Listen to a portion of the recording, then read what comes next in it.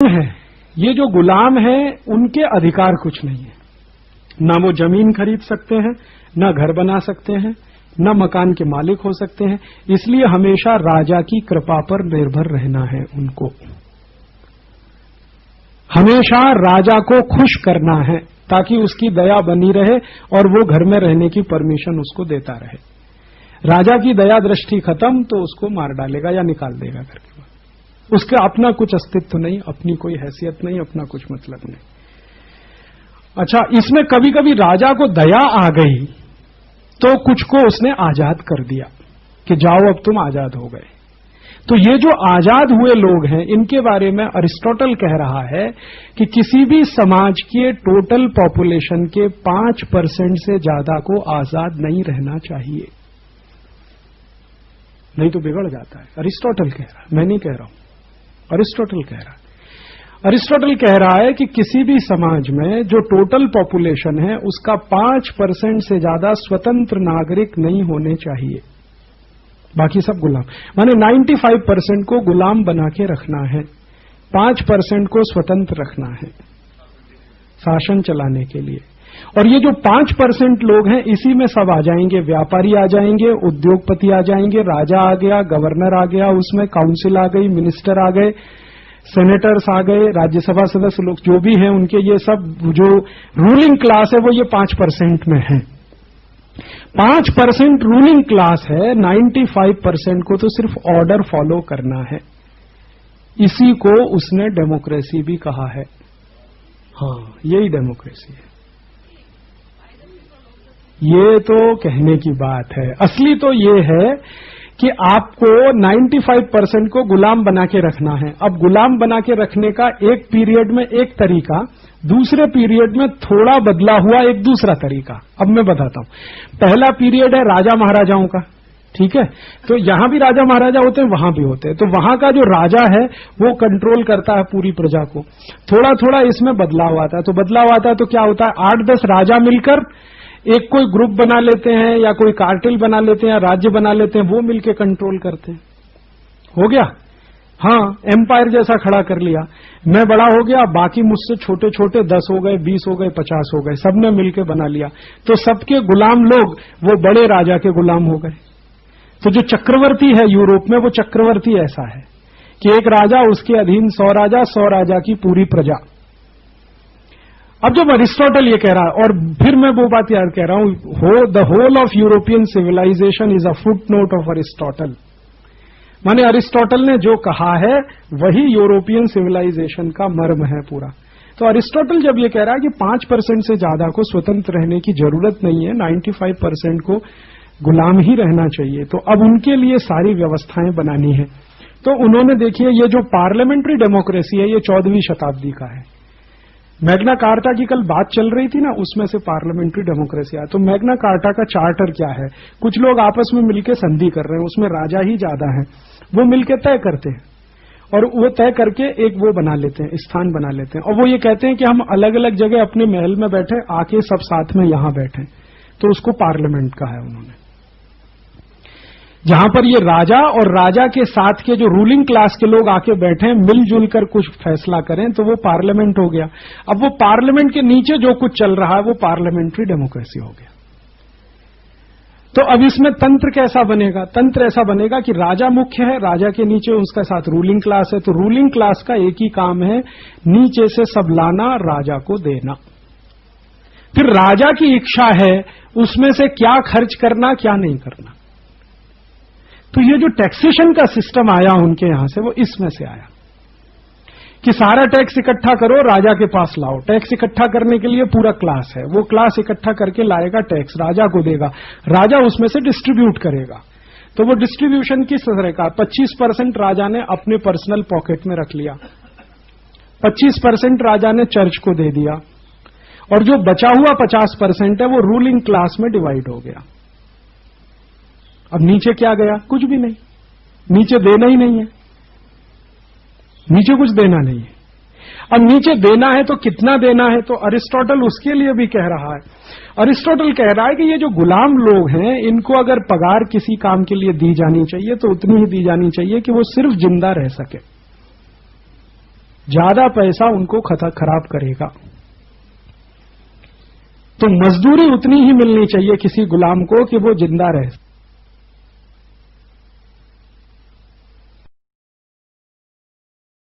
Ruling class है, ruling class tax इकट्ठा करके ला रहा है, राजा को दे रहा है, राजा 25% अपनी जेब में रख रहा है, 25% को वो बांट रहा है, चर्च को दे रहा है 25%, 50%, और जो 50% है वो रूलिंग क्लास में बट रहा है। तो टैक्स का ये डिवीजन हो रहा है। तो नीचे क्या पहुंचेगा? कुछ नहीं पहुंचेगा। नीचे से सिर्फ आएगा, नीचे जाएगा कुछ भी नहीं। ये सिस्टम को पार्लियामेंट्री डेमोक्रेसी कहते हैं। यही भारत में चल रहा है। नीचे कुछ जाता नहीं है, सब कुछ ऊपर ही ऊपर जाता है। अब वो राजा की जगह प्राइम मिनिस्टर है, ठीक है। प्राइम मिनिस्टर के साथ रूलिंग क्लास है, एमपीज हैं, एमपीज के साथ उसके सेक्रेटरीज हैं, सेक्रेटरीज के साथ अंडर सेक्रेटरीज हैं, वगैरह वगैरह। और जब वो अरिस्टोटल कहता है कि सिर्फ 5% को ही स्वतंत्र रहने का अधिकार है, 95% को तो गुलामी रहना चाहिए, तो भारत में आज देख लो आप, 5% ही स्वतंत्र हैं, आजादी उन्हीं के लिए है, 95% को तो गुलामी ही गुलामी है, और गुलामों की गुलामी है। तो ये जो पार्लियामेंट्री डेमोक्रेसी सिस्टम है, जिसको गांधी जी ने बड़े कड़े शब्दों में लताड़ा है अपनी पुस्तक में, वो तो इसी बात के लिए लताड़ा है कि पूरी तरह से ये, इसको प्रोस्टिट्यूट कहा है और बांझ भी कहा है। तो बांझ तो ये मतलब है कि इससे लोगों के लिए भला कुछ निकलेगा नहीं, और प्रोस्टिट्यूट इसलिए कि इसका कोई भी इस्तेमाल करता है। एक राजा आया उसने किया, दूसरा आया उसने किया, तीसरे ने किया, चौथे ने किया, पांचवें ने किया, वो इस्तेमाल होता ही रहता है। अब उस पार्लियामेंट्री डेमोक्रेसी को हम बड़े अहोभाव से अपने सिर पे उठाए लादे 56 साल से घूम रहे हैं कि देखो कितना अच्छा स्वतंत्रता मिल गई है, 15 अगस्त मनाओ, 26 जनवरी मनाओ, तिरंगा झंडा फहराओ, हम स्वतंत्र हैं। कहां स्वतंत्र हैं आप? और स्वतंत्रता क्या है वो उस दिन बेलजी भाई ने आपको समझाया, ये कानून, वो कानून, ये नियम, वो नियम, हर जगह से आपको बांध के रखो, क्योंकि स्वतंत्रता सिर्फ राजा को है, माने प्राइम मिनिस्टर को उसके लिए कोई नियम नहीं है क्या? प्राइम मिनिस्टर की कार यहां चाहे तो यहां से जा सकती है, वहां चाहे तो वहां से जा सकती है, ये सड़क तोड़ी जा सकती है, वहां हेलीपैड बनाया जा सकता है, ये सब राजा के लिए हो सकता है, वो प्राइम मिनिस्टर के लिए हो रहा है। तो पहले लूट का हिस्सा एक ही राजा के पास है, उसमें जब हिस्सेदारी 8-10 राजाओं के साथ मिलकर बढ़ रही है, तो वही पार्लियामेंट्री डेमोक्रेसी हो गई है, इसमें से निकला है। अच्छा, फिर ये जो मालिक हैं और उनके जो नौकर हैं, गुलाम हैं और उनके नौकर, तो नौकरों को सब काम मालिकों के लिए करना है, ये अरिस्टोटल कहता है। वो कहता है नौकर को अपने लिए कुछ नहीं करना, जो करना मालिक के लिए करना, उत्पादन करना तो मालिक के लिए करना, सर्विस देनी है तो मालिक के लिए देनी है, कुछ भी करना है मालिक के लिए करना है, और मालिक को करने के लिए, अपने को जिंदा रखने के लिए कुछ करना है तो करना है। तो अब ये जो नौकर और मालिक है, इसका देखिए कैसा है। अब ये जो नौकर हैं, अभी यूरोप में आप जाएंगे तो आपको कई जगह पब्लिक बाथ्स मिलेंगे। पब्लिक बाथ माने सार्वजनिक स्नान घर, और लाइन के लाइन है, आप यूरोप में कहीं भी जाइए मिलेंगे। ये क्यों है? ये एक्चुअली सब नौकरों के लिए बनाए हुए हैं, गुलामों के लिए, क्योंकि उनके घर में बाथ्स नहीं होते, तो पब्लिक बाथ्स बनाए उन्होंने। और हमारे हिंदुस्तानी जब यूरोप घूमने जाते हैं, वो पब्लिक बाथ में नहा के आते हैं तो उसका 1 घंटे वर्णन करते हैं। हमारे एक मित्र हैं जिनका नाम है अक्षय कुमार जैन, वो थोड़े दिन पहले यूरोप की यात्रा पे गए तो बता रहे थे, तो भाई मैं तो फ्रांस में, पेरिस में पब्लिक बाथ में नहा के आया, बड़ा काम हो गया। असलियत तो ये है कि ये पब्लिक बात जो है राजा के गुलामों के लिए, क्योंकि गुलाम कहाँ रहते हैं, मैंने आपसे बताया, एक लाइन से लाइन जो दड़वे जैसे घर बने हुए हैं उनमें रहते हैं, ना वहां टॉयलेट है ना बाथरूम है, तो उनके लिए पब्लिक टॉयलेट्स हैं, पब्लिक बाथरूम है, उन्हीं में जाके वो नहा सकते हैं, धो सकते हैं। और नहाना धोना उस पर राजा का ऑर्डर है, आप इसको जरा ध्यान से सुनिएगा। रोज नहीं नहा सकते, राजा ने ऑर्डर दिया तो नहा लीजिए, हाँ रोज नहीं नहा सकते। अच्छा, रोमन एम्पायर जब है तो रोमन एम्पायर के राजाओं का मैंने इकट्ठा किया है कि कौन राजा कितने दिन नहाने का ऑर्डर देता है। तो सामान्य रूप से साल में 3 या 4 दिन, मैक्सिमम 4 डेज, अधिकतम। नीरो जो है ना, नीरो जो बड़ा सम्राट माना जाता है, नीरो के राज्य में मैक्सिमम साल में 3 बार गुलाम नहा सकते हैं, चौथी बार नहीं नहा सकते। अब उनको साल में 3 ही बार नहाना है। तो अब राजा उसकी व्यवस्था क्या कर रहा है, वो बताता है कि देखो भाई नहाना वाना तुम्हारे लिए इतना जरूरी नहीं, राजा के लिए जरूरी है तो नहाएगा, तुमको इतना जरूरी नहीं, तो तुम कुछ दूसरी व्यवस्थाएं करो। तो अब दूसरी व्यवस्था क्या, मान लो पसीना वसीना आ रहा है तो कुछ ऐसी व्यवस्था करो कि शरीर में से बदबू ना आए, तो परफ्यूम्स लगाओ, तो स्प्रे करो, तो ये करो। नहाने नहीं जा सकते, परफ्यूम चाहे तो 10 बार यूज कर सकते हैं आप, बाथरूम में नहाने नहीं जा सकते। ये है रिस्ट्रिक्शन है राजा का। अभी इसके आगे क्या है कि राजा का सवेरे जब दरबार लगेगा तो सारे गुलाम लाइन से उसको पहले गुड मॉर्निंग करेंगे, लाइन से गुड मॉर्निंग। और वो गुड मॉर्निंग में विश है कि आपकी सुबह अच्छी हो, हमारी हो या ना हो, आपकी जरूर अच्छी हो। तो अच्छी हो माने आपको सूरज का दर्शन हो जाए, आपका दिन अच्छा गुजरे, आपको ऐसा हो जाए वैसा हो जाए। तो ये गुलाम लाइन लगा के राजा को पहले गुड मॉर्निंग करेंगे, फिर राजा उनके काम को बताएगा कि अब आपको आज ये करना है, कल वो करना है, परसों ये करना है, नरसों ये करना है, तो वो काम पे जाएंगे। तो गुड मॉर्निंग का ये है, वो राजा के लिए है। बॉस को बोलती है कि नहीं? हाँ, तो वो बॉस राजा ही तो है हमारा, तो बॉस को गुड मॉर्निंग बोलते हैं, वहां राजा को बोलते हैं। अभी इसी तरह का कि अगर राजा को किसी गुलाम के व्यवहार के बारे में कोई सूचना मिल गई कि इसने कुछ गलत किया, माने गुड मॉर्निंग नहीं किया, अच्छा बीमार है तो भी जाना पड़ेगा गुड मॉर्निंग करने, तो और अगर आपने नहीं किया तो निकलवा के फिकवा देगा, कोड़े वोड़े से पिटवा देगा कि इसने गुड मॉर्निंग नहीं किया। फिर क्या है कि ये जो गुलाम है, जैसे इनको नहाने का अधिकार साल में 2-3 दिन है, वैसे ही मनोरंजन करने का अधिकार भी 2-3 दिन है साल में, या कभी कभी 4 दिन।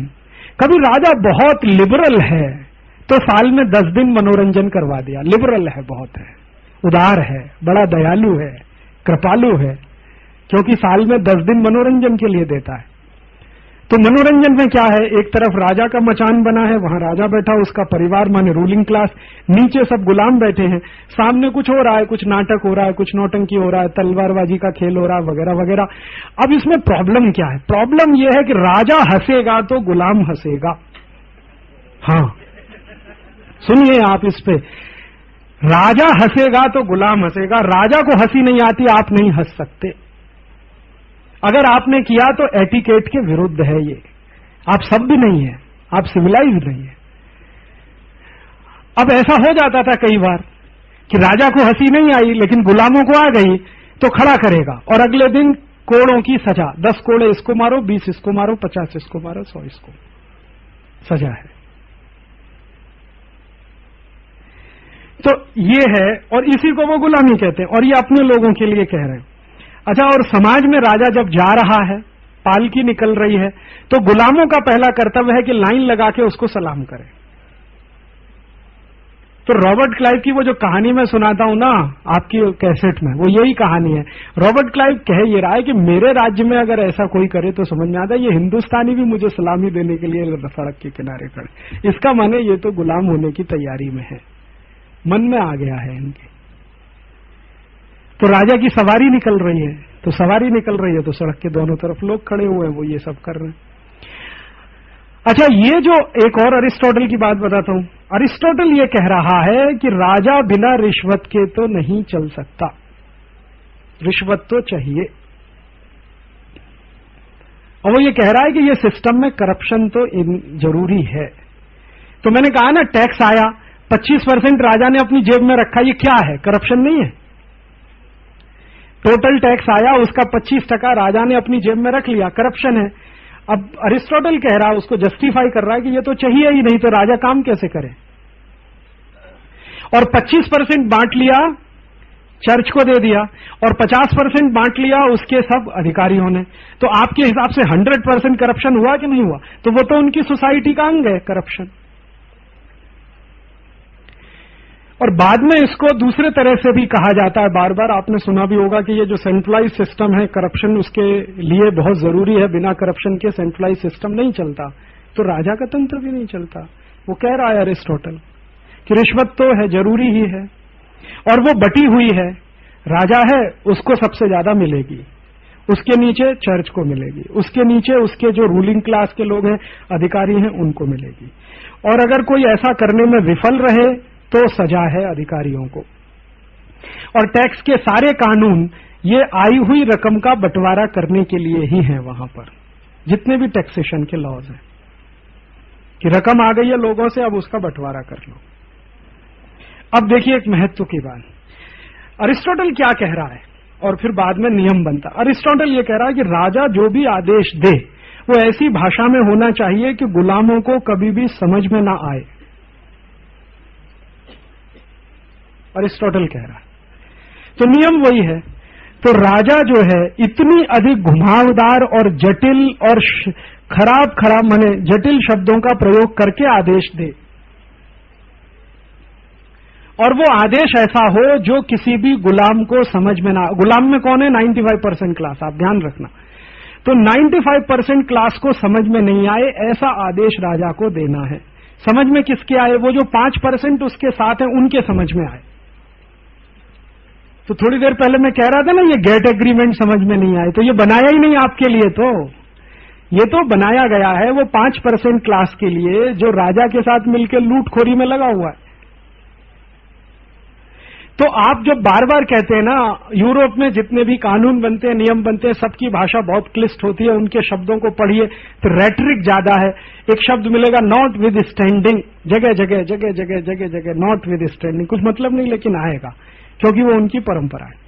और ध्यान दीजिए कि ये उनकी मान्यता है कि राजा जितनी जटिल भाषा में बात करे उतना ही अच्छा है, क्योंकि समझ में नहीं आए, समझ में नहीं आए तो दूरी रहेगी, तो दूरी ही रखनी है। राजा और प्रजा मिलने नहीं चाहिए, दूर दूर रहने चाहिए। अब दूर दूर रहने के लिए अरिस्टोटल कहता है कि राजा का रहन सहन प्रजा से अलग होना चाहिए, खान पान भी अलग होना चाहिए, बोलचाल की भाषा अलग होनी चाहिए, आदेश की भाषा अलग होनी चाहिए, तंत्र बिल्कुल अलग होना चाहिए, वगैरह वगैरह, इस तरह का। अब इसके बाद अब जो राजा का रूलिंग क्लास है, वो क्लास अगर कुछ राजा को सुझाव दे तो राजा मानता है, लेकिन नीचे से कोई सुझाव राजा के पास नहीं आता कभी भी। रूलिंग क्लास को सुझाव दे सकता है उसी को। और ये जो अरिस्टोटल एक और बात कह रहा है कि फिजूल खर्ची तो राजा का मौलिक अधिकार है, अरिस्टोटल कह रहा है। हाँ, अरिस्टोटल कह रहा है, उसी के शब्द में, बस इतना ही है कि वो अंग्रेजी में कहा है उसने, मैंने हिंदी करके आपको सुना दी। अरिस्टोटल कह रहा है कि फिजूल खर्ची करना राजा का अधिकार है। तो आपसे टैक्स का पैसा लिया, उसको फिजूल खर्च कर रहा है, तो अधिकार है ये तो उसका। आप उसमें चुप वो नहीं कर सकते, क्वेश्चन नहीं कर सकते कि इसने हमारे टैक्स के पैसे का फिजूल खर्ची किया वगैरह। अब वो फिजूल खर्ची कैसे कर सकता है? सबसे ज्यादा फिजूल खर्ची राजा करता है दावतों में, डिनर पार्टीज होते हैं राजा के, तो डिनर पार्टीज में रूलिंग क्लास के लोगों को इनवाइट किया जाता, और एक डिनर पार्टी 7 घंटे 8 घंटे चलती है, दोपहर 2-2:30 बजे से शुरू होती है, रात 10-11 बजे तक समाप्त होती है। शराब के कई दौर चलेंगे, फिर डांस का प्रोग्राम होगा, फिर ये होगा, फिर वो होगा, फिर थोड़ा खाना खाएंगे, फिर शराब पिएंगे, ऐसे 6-7 घंटे की उनके यहाँ डिनर पार्टी है। और औसतन हर राजा सप्ताह में 1 दिन या सप्ताह में 2 दिन डिनर पार्टी करता है, उसमें उसका सबसे ज्यादा खर्चा होता है। दूसरा, कभी अपने मनोरंजन के लिए कुछ करता है तो उसमें खर्च होता है। तीसरा, उसके गुलामों पे सबसे ज्यादा खर्च होता है, जो उसने गुलाम पाले हुए हैं, तो टैक्स के पैसे का खर्चा इस तरह से होता है। राजा के साथ जो रूलिंग क्लास है उसमें जमींदार वगैरह भी है। तो ये जो जमींदारी प्रथा है ये तो यूरोप से भारत में आई है, भारत में कभी जमींदारी नहीं रही है। यूरोप के संपर्क में आने के बाद इस देश में जमींदारी शुरू हुई है। राजा का जन्मदिन बहुत भव्य पैमाने पर मनाया जाता है, राजा का, रानी का कभी भी नहीं, इस बात का ध्यान दे, रानी का कभी भी नहीं, राजा का ही जन्मदिन मनाया जाएगा, बहुत भव्य पैमाने पर मनाया जाएगा, उसमें बहुत सारे पैसे वैसे खर्च हो